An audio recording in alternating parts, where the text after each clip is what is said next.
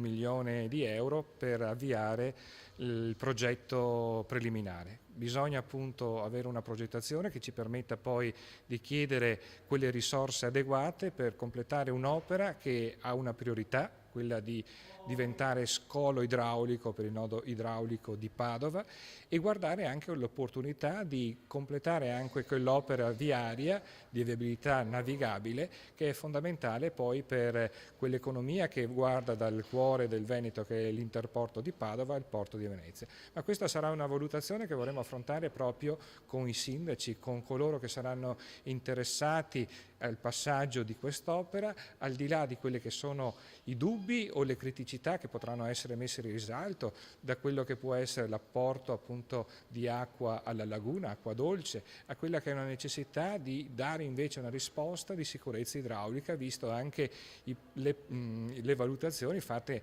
da esperti come il professor Dal Paus. Quindi su questo sicuramente avremo, appena entro fine anno sarà affidato l'incarico di progettazione dopo il bando a livello europeo che si sta appunto concludendo e che vedrà in una conferenza di servizio tutte le parti interessate che insieme daranno un indirizzo ben preciso per quello che sarà l'obiettivo di un progetto che diventi non solo su carta una progettualità non realizzabile, ma che diventi invece l'avvio di quella che è la concretezza di un'opera che serve a un territorio. Riteniamo, come d'altra parte il professor Dal Paus ha indicato, l'idrovia Canale Scolmatore una delle opere fondamentali per la sicurezza idraulica del Veneto, in particolar modo di Padova, della Riviera del Brenta e dell'area della Bassa Padovana. Riteniamo che questo progetto, che finalmente sta muovendo i primi passi, debba essere realizzato nel più breve tempo possibile. Ci siamo resi disponibili a ricercare fondi anche nazionali. È necessario che la Regione richieda fondi all'Unione Europea, ma che faccia anche la sua parte. Mi pare che siano abbastanza incoraggianti le promesse che l'assessore Conte ha fatto oggi di fronte alla Commissione.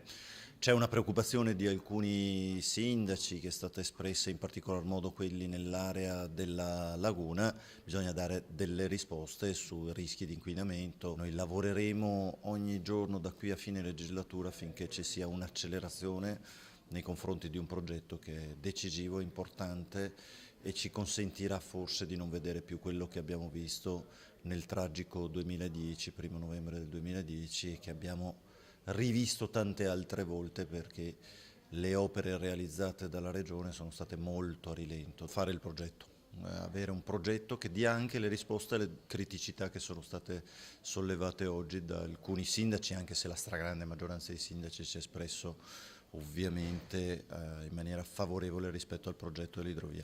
E su questo, devo dire la verità, non faremo una differenza tra maggioranza e opposizione. Lavoreremo compatti se è possibile perché questo progetto viene prima di qualsiasi altra differenziazione.